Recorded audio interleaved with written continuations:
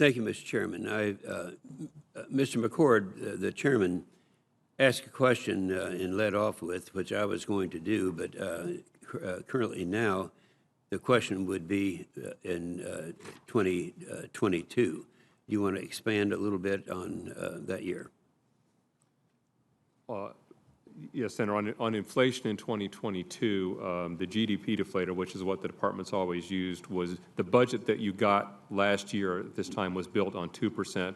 We now saw the year ended at 4%, and that's what we caught up on, so that pricing going forward, building it into our program going forward, would not be behind. The tricky part from now is assessing what's going to happen in 23 going forward, given how hard it is to predict these things and whether oil price spikes are going to persist or not persist, things like that. Mm-hmm. Which I think they will be persisting. Secretary Austin, there are some who say that we shouldn't be talking about the top line. We should be talking about how the budget aligns with the strategy, and I think we need to talk about both.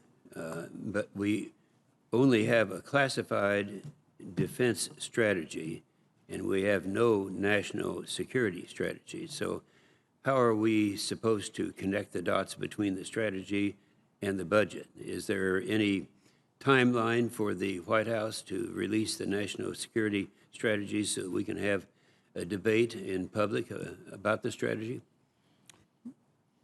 Well, thanks, Senator. I can't offer you a timeline on when that's going to be released. I would only say that as we constructed the National Defense Strategy, we used the guidance that was available in the very detailed national security strategy guidance that was published very early on in this administration, and that was very helpful to us to allow us to map out the strategy that you now see.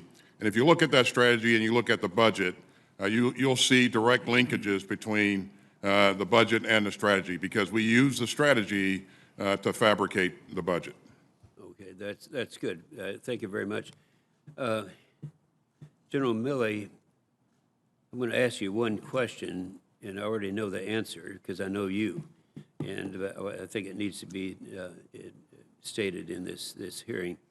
I want to follow up on this Congresswoman Turner's question from the HASC hearing earlier this week. You said your position on the sub-launched nuclear missile hadn't changed.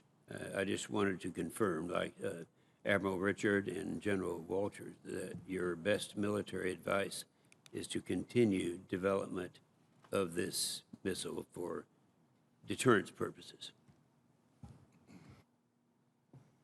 That's correct, Senator. My position didn't change, and I think that it's important to have as many options as possible for this president or any other president. But I do want to state also that we have lots of options, and we have a significant nuclear capability. So I don't want any foreign adversary to misread what I'm saying. I happen to believe that this president and every president needs lots of options, which we have.